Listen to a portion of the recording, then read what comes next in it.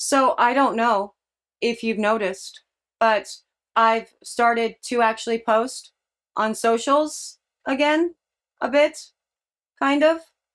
Yeah. And, that's cool. Mostly it's cool for Mr. Webman, who is always telling me, post on the socials, do your newsletter, how about your blog? And I don't do any of it. He makes it as easy, like, for me as he possibly can.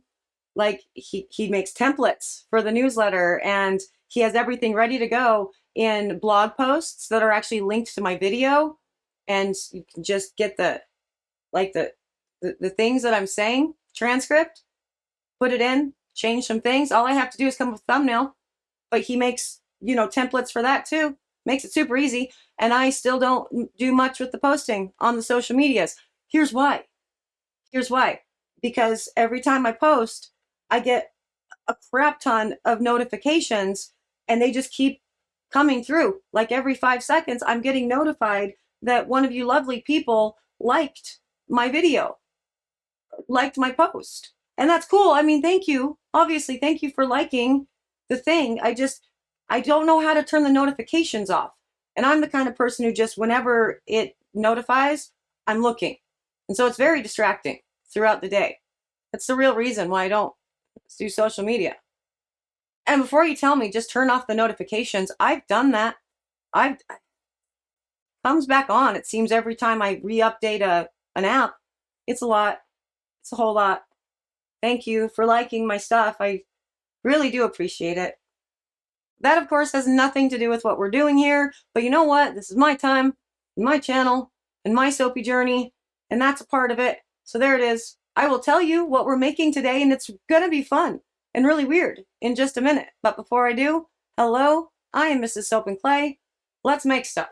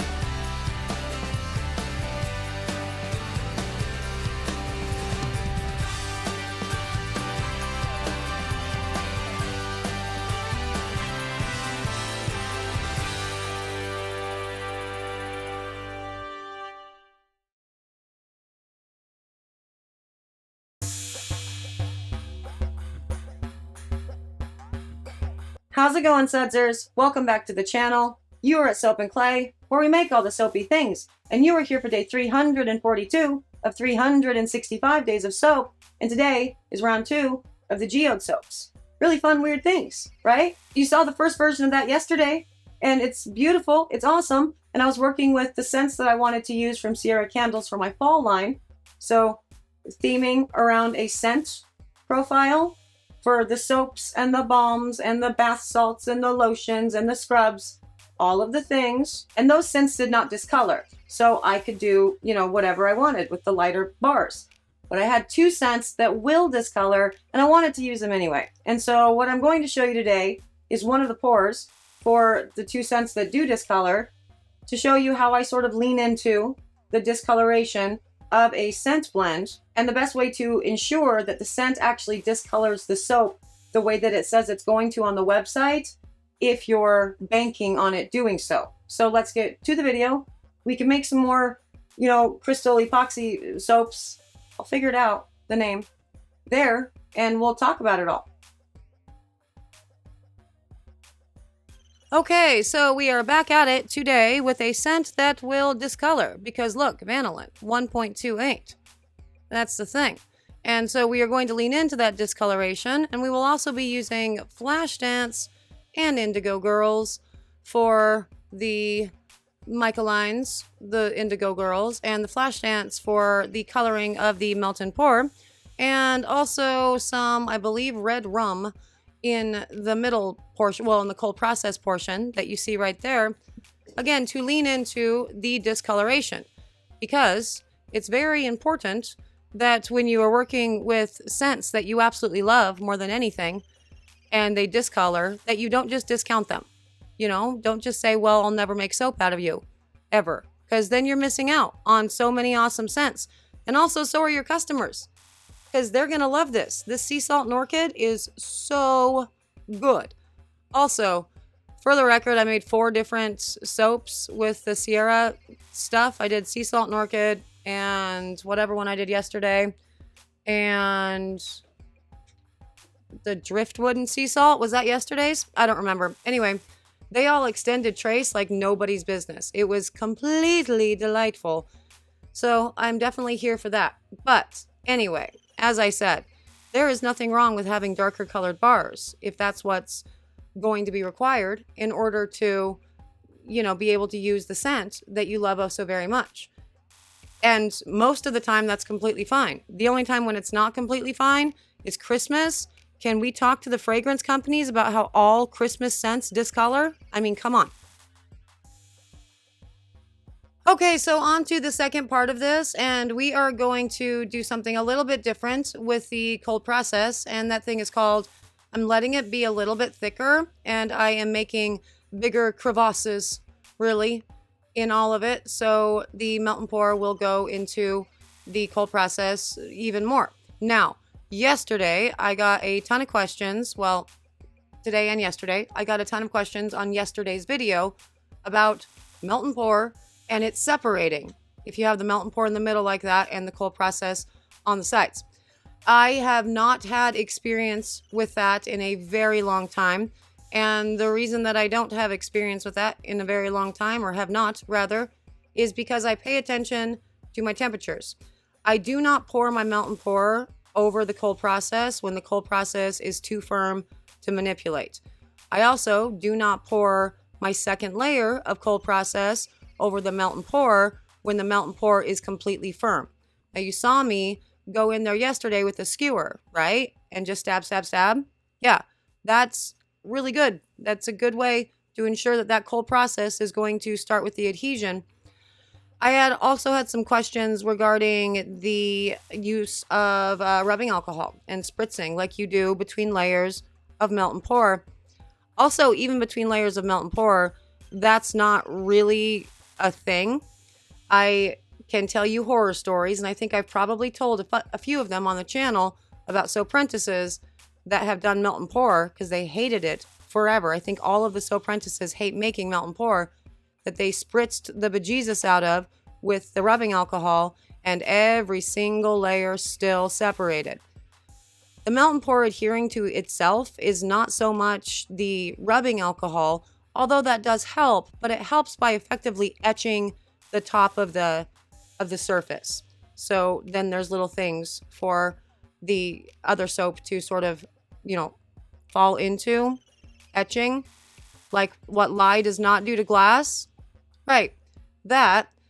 And so that helps. But the biggest way that you're going to have success with melt and pour adhering to anything, be it more melt and pour or cold process, is going to be to watch your temps.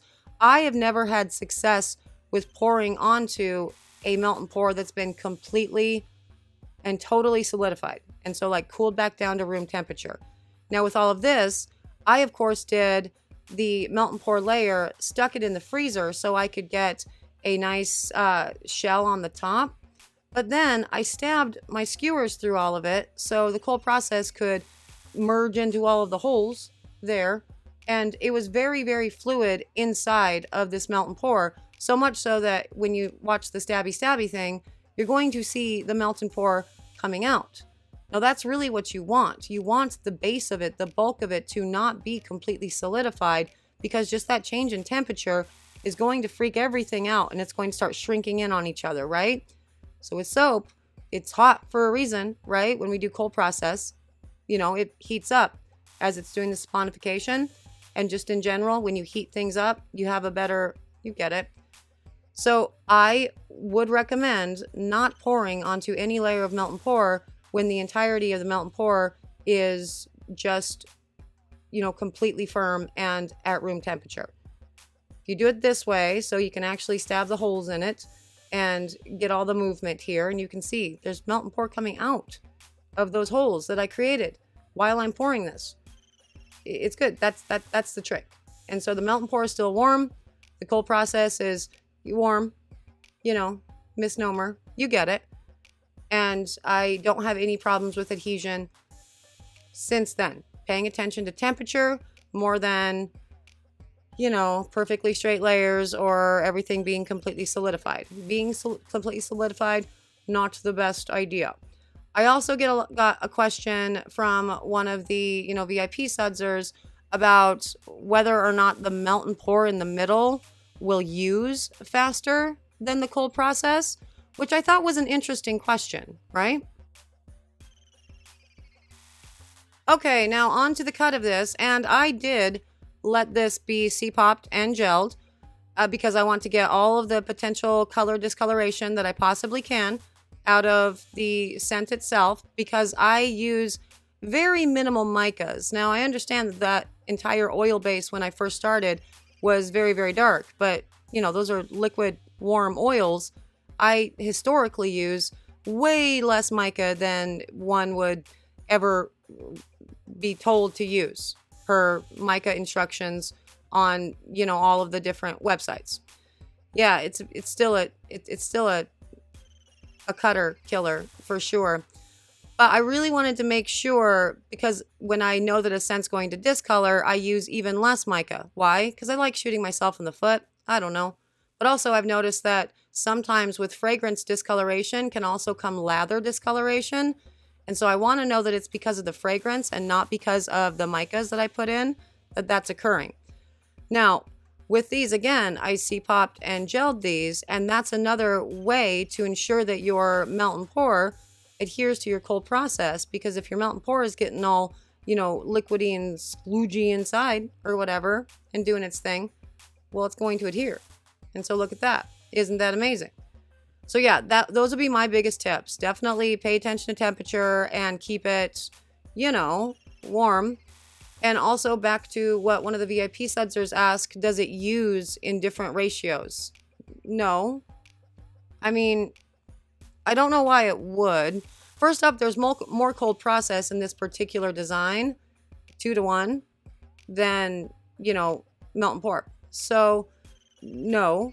Second, I don't see how in this sort of situation the cold process would get used faster and or shrink more than the cold process once this bar has had an opportunity to fully lose its water weight and do all of its thing. If anything, I mean, if you ended up with too much water in your recipe, you might end up with the glycerin part sort of sticking out more than the other two. But as long as you pay attention to your water ratios, you won't have that issue either. So the answer to that for me is also no. But, here's all 4 of them together. So there's yesterday's, which is super gorgeous. I am in love with this. And then one that I did not show you, which is a beautiful tobacco vanilla. And then another super bright one, which is also really awesome. And those are all 4 of them together. They're absolutely extraordinary. I am in love. That's day 342. Yeah, so all things considered, I love it. Again, you use a little bit of mica, much, much less than you normally would, which is good because I'm stingy with my micas anyway, just in case it doesn't work out. But then make sure to put your soap through your gel, through your C-pop to get the best possible results from all parts of the coloring thing as quickly as possible. That said, with a soap like this, since it's a hybrid, there is the, concern of, well, what happens if the melt and pour in the middle melts? I mean, nothing, it's all contained in one mold. And so if it melts and goes into the cold process or whatever, it ends up just looking even cooler, more like, I don't know, rock-esque, crystal-esque. Crystals. It's an interesting idea. Maybe they're crystal soaps. Anyway, yeah, totally. A lot of fun. And I love the way the fall line has, shaped up. It's going to be absolutely amazing. I'm super stoked about it all. I hope you guys had fun today. You should try this pour. It's actually a lot of fun. And since it's so cheap and easy to make a melt and pour base, because I've shown you how to do that thing, You can have all kinds of glycerin soaps too that you can play with in hybrid soaps. It's a ton of fun. If you're interested in these soaps, I don't think they're on the website yet, but they will be at soapandplay.com very soon. I just have to do photography. It's another part of that social media thing. It's all a lot. But yeah, they'll be there eventually, so you can get them at that time. But thank you so much for joining me today. A big extra special thank you to my sudsers, as usual. You guys rock. You are the reason that I keep doing these things, and I love you for it. Thank you for being a part of my life, a part of all of this, and tell me how you like these soaps in the comments, but only if you're a sudser, because if you're not subscribed, I don't care about your opinion. Seriously, I'm out of here for today, but I will see all of you again tomorrow for another round of soapy fun. Bye.